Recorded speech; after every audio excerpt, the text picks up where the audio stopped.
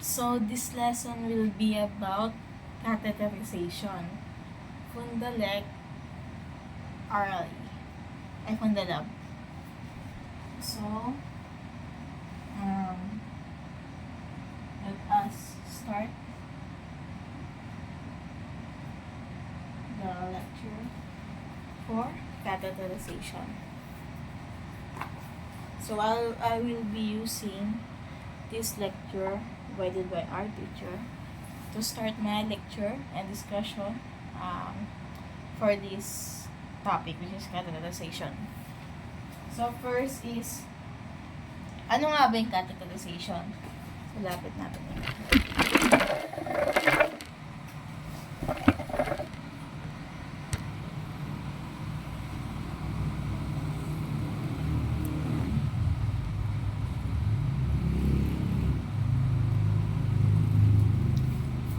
So, catheterization is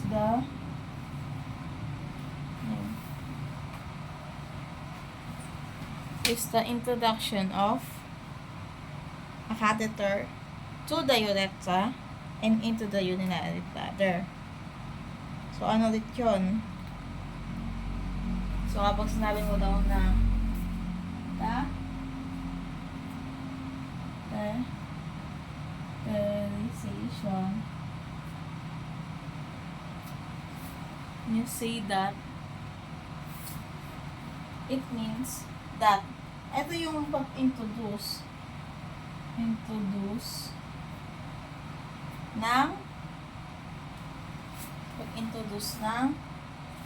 catheter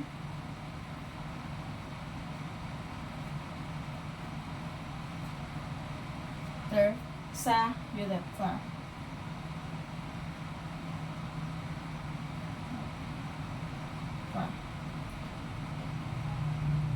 And papunta sa urinary bladder. So, let's backtrack.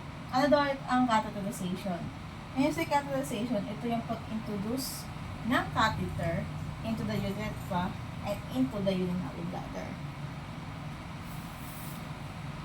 So, usod natin ikaw. Medyo malayo.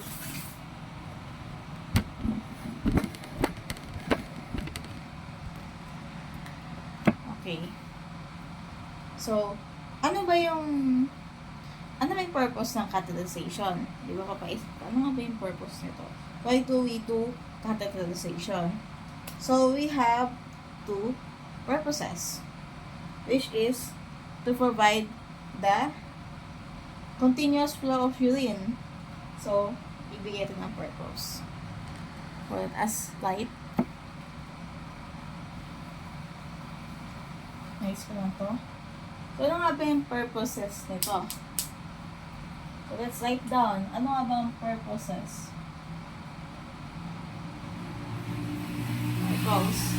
So, first is, nagpaprovide siya ng continuous flow of urine. Kanino? Para kanino? Para sa mga clients na hindi nila kayang i-control yung micronutrition.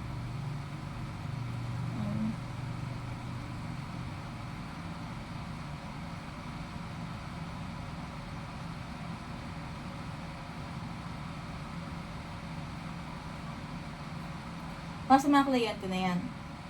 Or, mga kliyente rin na may obstruction.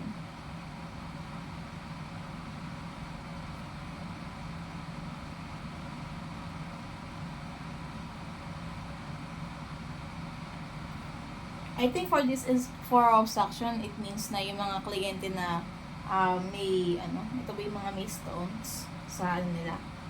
So, sabi natin parang, let's make it generalized na sa obstruction is, ito yung mga may naharang.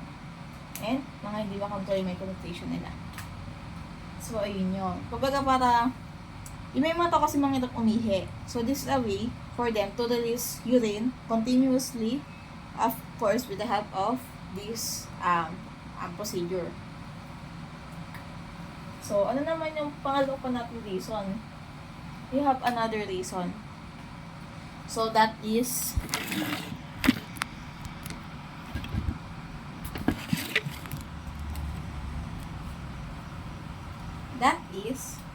para makapag-provide tayo ng paraan para ma-assess natin yung output ng urine sa mga pasyenteng unstable hemodynamically.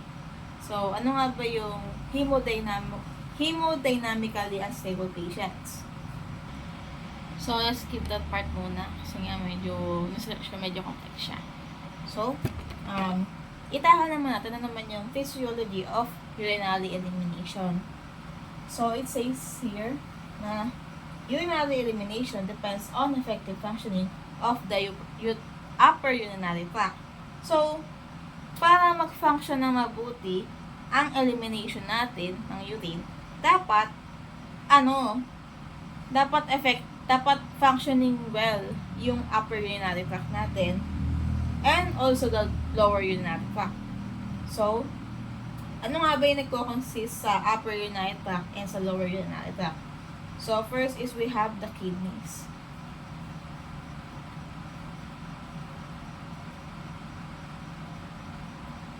So, ang kidneys daw is isa daw tong tubing-shaped organs na nakasituation sila on either side of the spinal column. So, ito yung spinal natin. Dito naka-patient is this and this. Yan. Magkabilaan sila on the lateral side. And, behind din sa peritoneal cavity natin. So, sabihin nun, sa likod natin. Wala siya sa harap, sa likod. And next is, yung mga kidneys, sila yung primary regulator ng fluid and acid-base balance in the body. So, let's note that. Primary regulator ng alin? Din ng fluid and acid-base balance.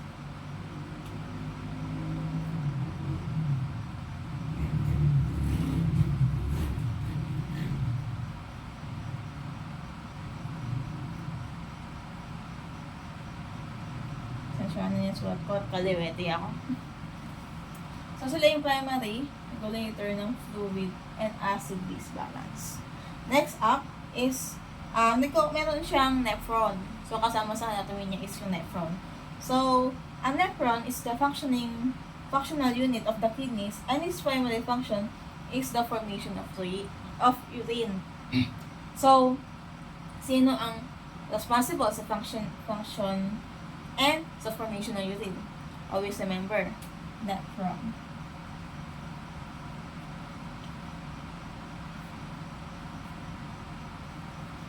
They are responsible for the formation of urine. Always remember na, nephron is responsible for the formation of urine. Okay? So, ano yung meron sa kidney? So, sa kidney, backpack natin, sila yung primary regulator ng fluid and acid-base balance. And, meron also silang nephron. So, ginagawa ng nephron is sila yung primarily responsible and sa function ng formation ng urine. Okay? Okay, next. Ano naman susunod natin? Ang susunod natin ay yung ureters. So, ano nga ba ang ureters? Diba? Parang in-explore natin yung urinary system dito. So, ang ureters, sila yung mga small tubes na they are about 25 to 30 centimeters long and 1.25 centimeters in diameter. So, ito yung size nila. So, write natin yung ureters. So, ano yung function ng ureters, di ba? So, ang function niya is, sila yung nagta-transport ng urine from the renal pelvis to the urinary bladder. So yan, ang use nila is to transport urine to what? Saan na transport? From the renal pelvis to the urinary bladder. So, ano yung bladder ulit? Ano yung bladder sa Tagalog? It is panto. So, sila yung nagpa-transfer nun. Yung ureters. So, yung makita ito ng ureters. Okay, let's go. Di ba ito yung spinal column? Imagine this is the spinal column. So, maglagay na lang ako dyan to kind of visualize the vertebrae. So, this is where saan yung kidney is situated. Di ba sabi, bean shaped daw? O then, mayroon siyang ureters. Yan, ang ureters niya. Then, ito yung pantok. So, this is the urinary bladder. While this is the ureters.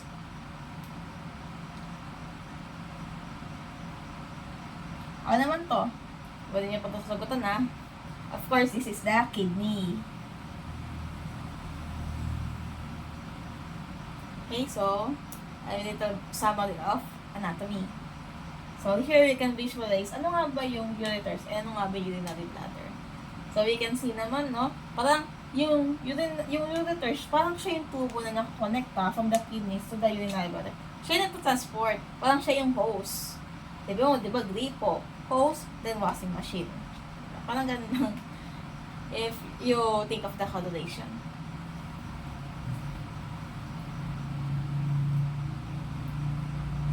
So, aside from transporting urine, ano nga ba yung anatomy ito? So, they are a hollow muscular organ that serves as a reservoir for urine as the organ of excretion. So, sila yung hollow muscular organ. And they also serve as a reservoir of urine. For urine pala.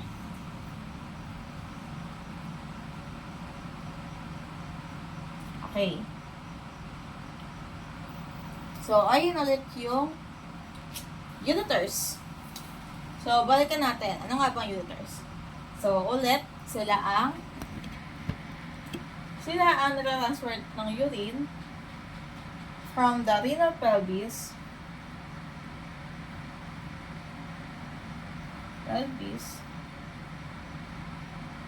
to the urinary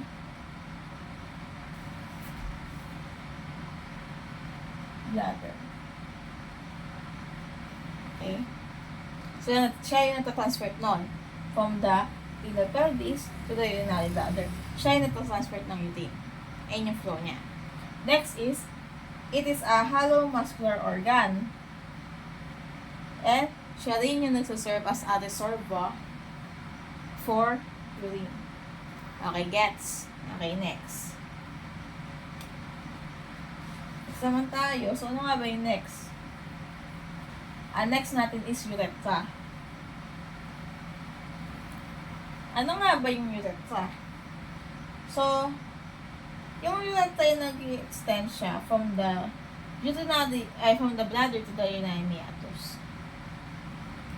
So, siya yung nagsaserve as passageway for the elimination of urine into the external environment. We can see here, na marami siyang dinadaanan bago ilabas ang urine. So, isa na naman tong daanan. Pero, ito na yung opening. Ito na yung nagsaserve as way para mailabas natin ihe. Kaya siya tinawag as also the opening. So, let's write that. So, urethra.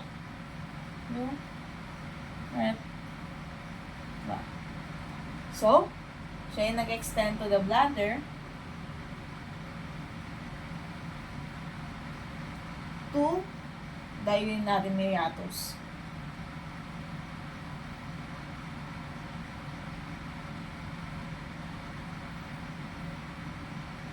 Okay? So, ano ang purpose niya? Siya yung nagsaserve ng passageway for the elimination of urine into the external environment. Kumbaga siya yung nagiging daanan ng urine para makatabel siya, and parang ito yung pinaka-open niya na. Kumbaga dito siya lulusot para ilabas natin siya. Alam mo yung kung titignan mo yun natin, di ba meron tayong butas. Ayun yun. That is the urethra. So, passageway. May purpose niya siya yung passageway for the elimination of urine.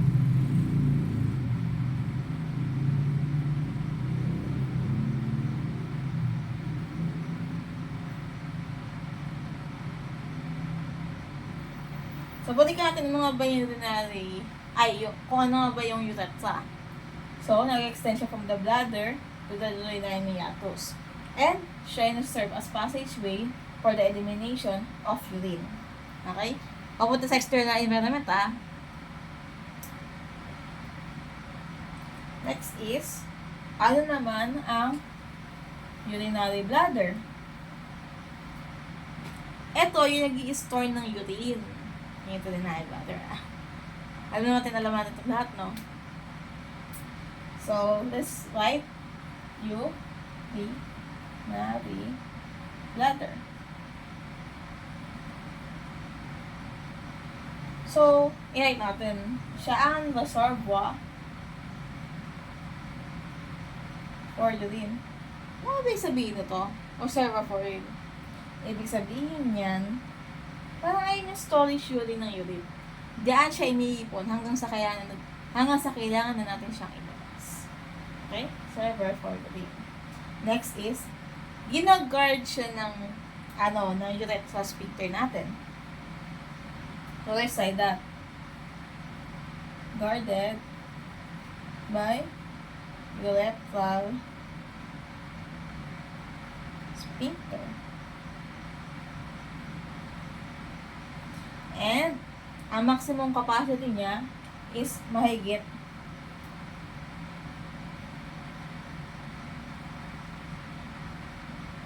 1,000 ml. Okay? So, if we convert that, that's at least 1 liter of urine. So, backtrack natin. Ano nga pala ulit ang urinary bladder? So, siya ang reservoir for urine. Siya yung nag-store ng urine. And, ginagard siya ng urethral sphincter.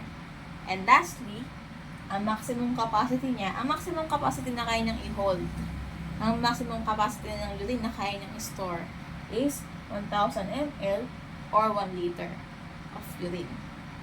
Okay? So, next naman natin is the female urethra.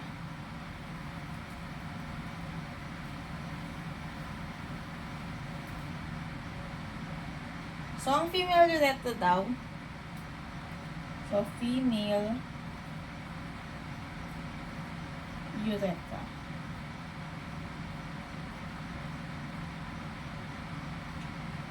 So, ang female urethra daw is, nasa likod daw siya ng lies directly behind the symphysis pubis. In short, nasa likod siya ng symphysis pubis natin. And, nasa harapan naman siya ng vagina natin. So, isipin mo, this is the symphysis pubis. Hindi natin. Yan. This is symphysis pubis. Yan, ito yung symphysis pubis. This is our female urethra. And ito naman sa likod niya is yung vagina. Kasi nga anterior of vagina siya. And, ano naman yung size niya? So, ang size ng female urethra is about 3 to 4 centimeters long. And, or 1.5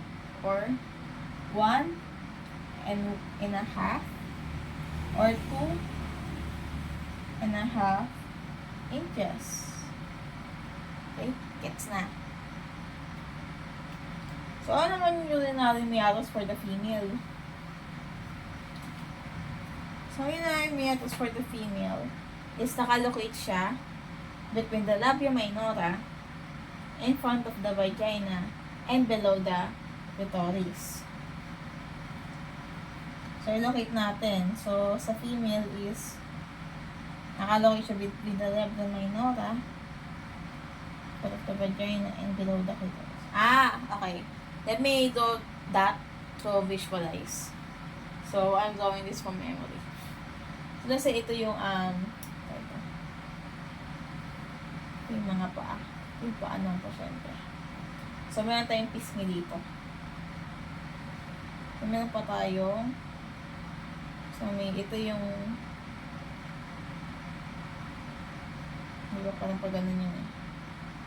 So, this is the labia minora. Ito kasi labia minora eh. Malaking pisngi. So, sabi niya in front of the vagina. So, we actually have 3 openings. So, ito yung fourth one. So, ito yung ino. So, let's say, ito yung clitoris ng pasyente. So, this would be the urinary meatus. Tundok lang siya. And ito yung vagina. So, ang sabi niya dito is located between the labia minora, and in front of the vagina and below the clitoris. So, ito yung clitoris natin. Diba? So, nasa gitna siya ng dalawa. Always remember na yung ang clitoris ang landmark natin for finding the urinary meatus. So, meron kasi mga pasyente, meron kasi mga nurses or doctors na nami-mistake yung vagina as papasukan ng catheter. So, that would not be good for the patient kasi nga that would be penetration. So, ang landmark natin when inserting catheter is below the clitoris. So, sa baba niya is yung urinary meatus. So, that would be our landmark. Always remember na sa baba ng clitoris yung urinary meatus. Okay?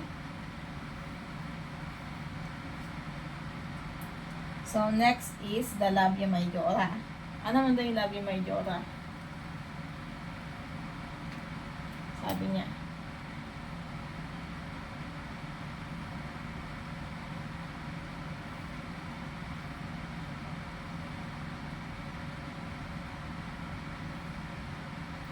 So, sabi niya, labia majora is enclosed and protect the other external reproductive organs. Literally is translated as large lips. And the labia majora are relatively large and fleshy and comparable to the scrotum in males.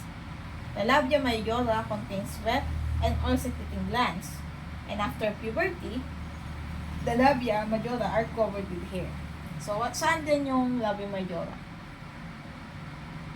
Wala na. So, ang labia majora is nakalukit siya dito. Ganyan. So, ang labia majora. Labia. So, saan naman ang labia minora? This would be your labia minora. So, ito ang labia majora. As remember na yung labia majora is yung malaking lips. And yung labia minora, yung maliit na or thin folds of the vagina. So, ulitin natin. Sila daw yung nagko-contain ng sweat and oil secreting glands, and after puberty, tinutubuan siya ng buhok. Or, we call it pubic hair. So, just to recap, so, naka-enclose siya to protect the other reproductive external organs. And, compatible din daw siya sa scrotum in males. Okay? Oil secreting glands and sweat, nagpupunta siya nun, and tinutubuan din siya ng hair. Okay? So, next naman natin is labia minora. So, ano nga ba yung labia minora? Literally translated as small lips. So, always remember, ang labia majora means large lips, and labia minora means small lips. So, the labia majora can be very small or up to 2 inches wide. They lie just inside the labia majora and surround the openings of the vagina. The canal that joins the lower part of the... So, ano nga ba yung vagina? Yung vagina, yung nagjo-join sa lower part of the uterus to the outside of the body. And urethra is yung tube na nagkikarry ng urine from the bladder to the outside of the body. So, ito yung ang labia minora. So, ano naman ang clitoris? So, sabi dito, the two labia minora and the two labia minora meet at the clitoris. A small sensitive protrusion that is comparable to the penis in males. The clitoris is covered with by a fold of skin.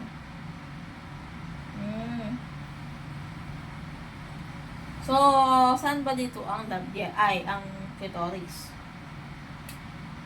So, bakit sinasabi na comparable daw ang clitoris to males? Kasi nga, ang clitoris natin, ito yung clitoris. Let's set it down. Ang clitoris natin ay nagiging swollen siya. Kumbaga, tumitigas siya kapag aroused ang female. So, that is why it is comparable to penis in male kasi nga katulad ng penis, kapag aroused ang lalaki, tumitigas. Ganun din sa babae. Pero, ang counterpart niya is yung clitoris. Okay? So, sabi niya dito is nag-meet yung dalawang labia minora at the clitoris. So, itong dalawang to, nag-meet sila sa clitoris para makover siya. And, nakakover din siya by a fold of skin called the prepuce. So, ang kasi natin, ang clitoris kasi natin, parang meron siyang hood. So, hindi lang yung dalawang labia minora yung nagko-cover sa kanya. Actually, meron pa siyang hood. So, let me draw that.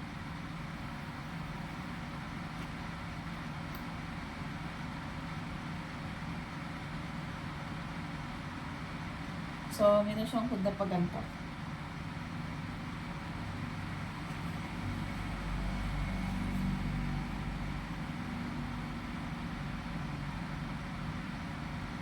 Parang naka-peak lang siya, parang mahihain siya.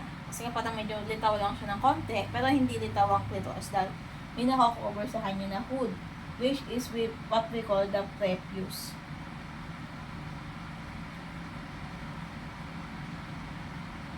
Which is similar din sa penis, kasi nga ang prepuce is nagko-cover sa clitoris, diba? O ano ang kaparehas ng prepuce? And yung foreskin. Diba, ang penis is kino-cover niya yung penis. So, in female, prepuce ang tawag. Ang kino-cover naman nito ay yung clitoris. So, similar sa foreskin at the end of the penis in males, and like the penis, the clitoris is very sensitive to stimulation and can become erect. So, tumitigas din siya, hindi lang yung titik. So, punta naman tayo sa male urethra. So, we're done with the female. So, erase na natin to.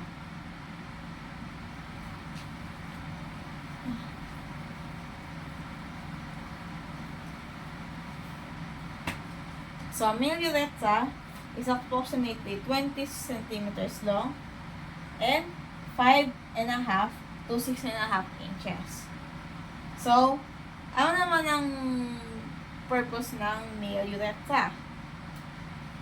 It's like male urethra. So, ang purpose niya is to serve as a passageway. For what? For urine. And as well, for semen. Kasi tandaan mo, isa lang ang daanan ng semen and urine, which is sa penis. And ang meatus niya naman is nakalocated sa distal end ng penis. So, saan to? So, medyo drawing ko. Ito yung shaft ng penis. Diba? Ayun lang. Dapat niya yan.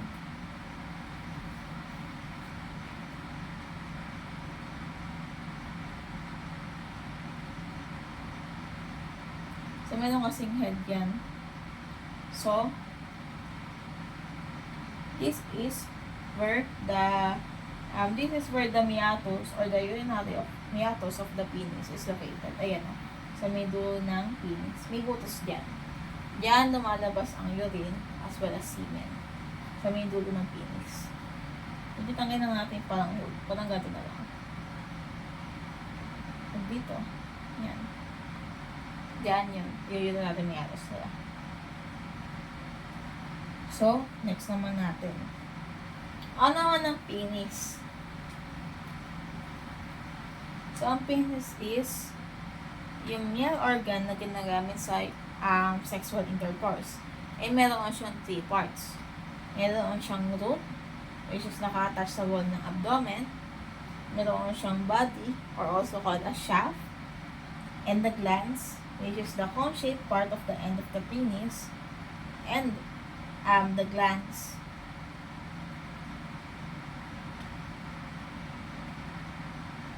Yeah, yung shaft,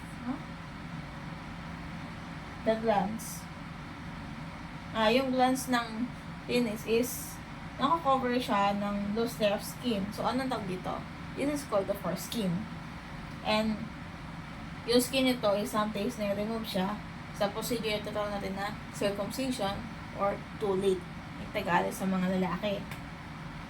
So, ang opening ng urethra, which is the tube that transports urine and semen, is at the tip of the penis. The glands of the penis also contains a number of sensitive nerve endings. So, try ko i-drawing.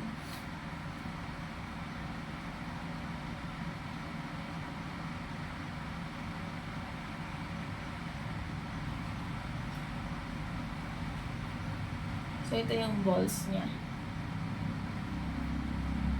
So, ito yung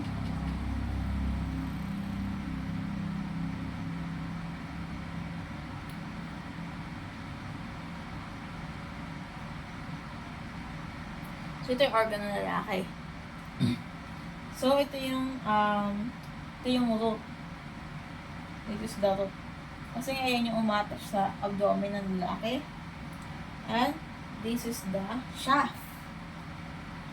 Because this is the long end of the penis. And ito yung sasabi nila na glans. Yung parang mushroom shape. Mushroom shape ba yun? Cone shape part. Yung piece ito, parang cone siya, diba? Parang cone. So, that would be the glans.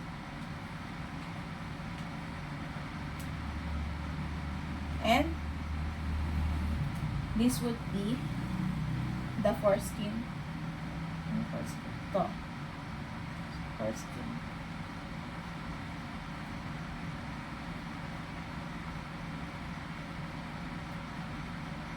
And lastly, ito yung urinary meatus.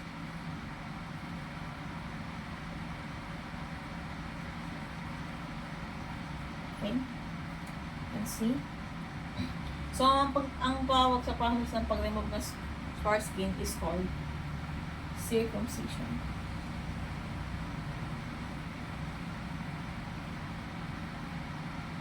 Circumcision ang tawag sa kanya.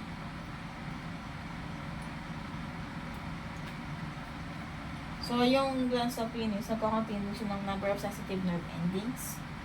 And next naman natin, if ito naman tayo sa anatomy naman ng male and female urinary tract.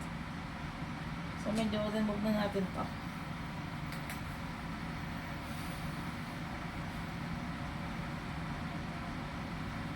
Kapagod pala magtungkol siya.